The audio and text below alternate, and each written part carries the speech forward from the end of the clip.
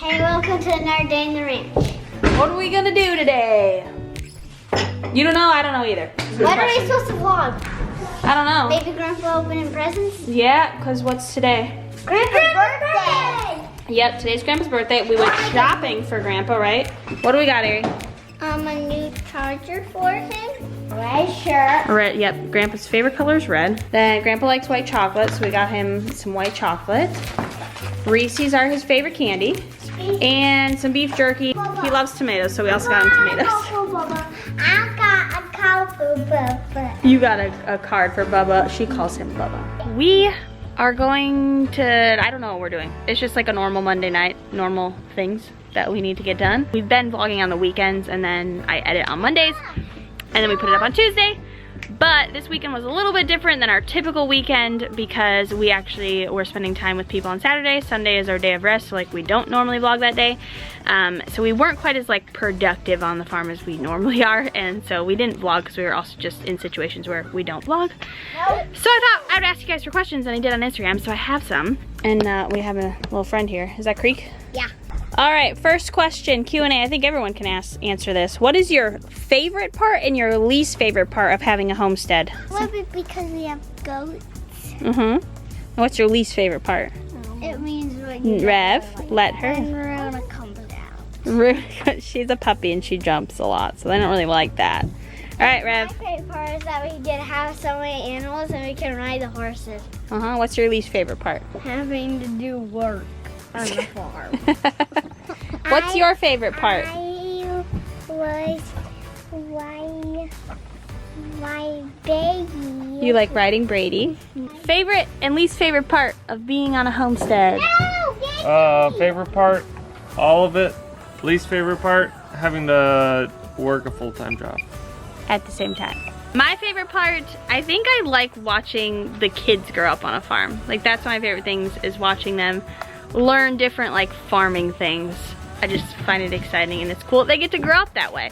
And then least favorite part, summers on a farm when it's like nastily hot out and you still have to go do stuff. Not fun. Especially in this humidity. Fun. It's pretty nice right now. It's really fun. Depends on how far into winter you get. And it depends on who you are and what you're doing. Yeah. He's got the most hard work. What's the next question? Yeah, like the other night in the pouring rain, moving animals. All kinds of good stuff. He looked like he had gone for a swim in a pool. Oh, I was completely drenched. Like I couldn't have been more wet. I told him, I was like, well, at least you aren't hot. This is true. Hey, bud. How you doing? Good boy. If I'm being honest, honestly, you got me where you want it.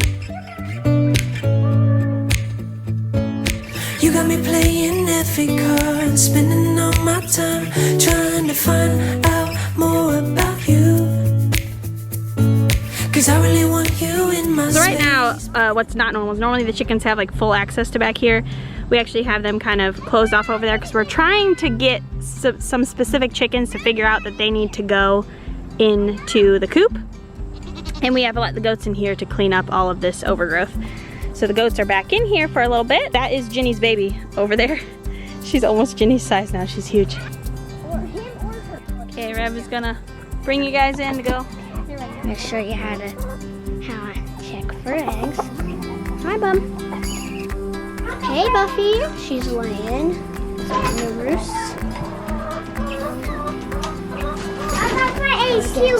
Eggs. Rennie, I'll pick them up. I don't want them getting cracked. Some eggs. They're a broody mama. She's trying to be broody. We're not letting her. I got 4 eggs. Here are all these different colors. Here are our eggs. Here, Mama. Thank you. Okay, one of the questions we got was, how do you know when the eggs are fertilized? And I had a question a while back as well when we said we got the rooster about like, are all the eggs fertilized now, or like, do you eat them? So yeah, you eat fertilized eggs. You probably accidentally eat fertilized eggs from the grocery store as well. Not always, but some of them are, for sure. And so to know if they're fertilized, you can crack them open and you'll see what's called a bullseye. So it'll pretty much every egg, when you crack it, you'll see like a little white speck, but there'll be a circle around that. And I can maybe put like a picture on here. And so you can see like fertilized versus not fertilized. Now obviously you can't crack them open to check if you want to like grow your own birds, if you want to put them under a broody hen, or if you want to put them in an incubator. You kind of just have to take the chance that and hope that, you know, what you have is actually fertile. Do a whole bunch and you hope for a good percentage of them actually being fertilized. Okay, question for you. How soon would you retire Essie as your primary dairy cow? So when it comes to animals in milk, I mean, it's just like people. You're either in milk or you're not. So if you don't keep up with milking or nursing, then the milk supply is going to dry up. So it's either like you're milking them or you're not, and so they're either primary dairy cow or they're not. Yeah. I think maybe more the question is like, when would she have to retire? So it all comes down to the condition of the cow and like how good of shape their udder is in, and like obviously just like their body conformation as well. And Essie is just a really healthy cow. She is 6, which is not old, but it is older. She's had her 4th calf, and but her udder is in great shape, especially for a 6-year-old cow. Like she probably should be able to at least have 2 or 3 more calves. As long as, you know, nothing unforeseen happens, she's doing great. As for being the only primary cow, she will not be the only primary cow for much longer. Actually, this coming Saturday, so this next weekend, we are having a new cow join us. And she is already in milk, and we're actually gonna have to dry her off within like a month of getting her, because she is gonna be due to calve in end of October. Yeah. So very exciting there. We will now have 2 dairy cows.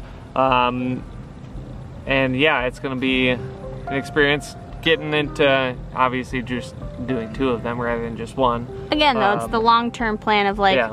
we didn't want just 1 family dairy cow. We are planning to be able to provide for the community, so we won't ever have just 1 primary cow. Yeah. Add on to that is, where did you find your milk cow and what was the price range? Dairies. Yep. We got them both from dairies. 1 very small dairy and 1 is kind of mid-sized dairy probably. Well, I don't know, what was the rest of the question? Price range. They're interested in, they're planning on getting 1. There's a lot of different factors that'll go into it. I mean, location too, where are you at?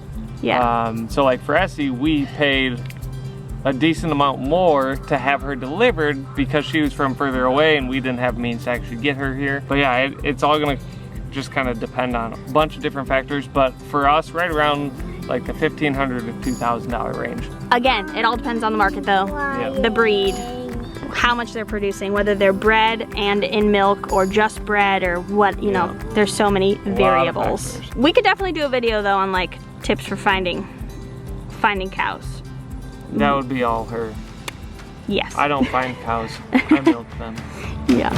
Are you ready, dear? Oh, we must be sure there's no turning back once we're out the door. Leave your message here on the telephone, 'cause we've no idea when we're coming home. Any place we wander to, any season we go through, I'll be fine as long as I'm with you. Heaven knows. We're going to address this yeah, the garden is a bit overgrown. Yeah. These are all self-sowed flowers from last year. They're pretty. Yes.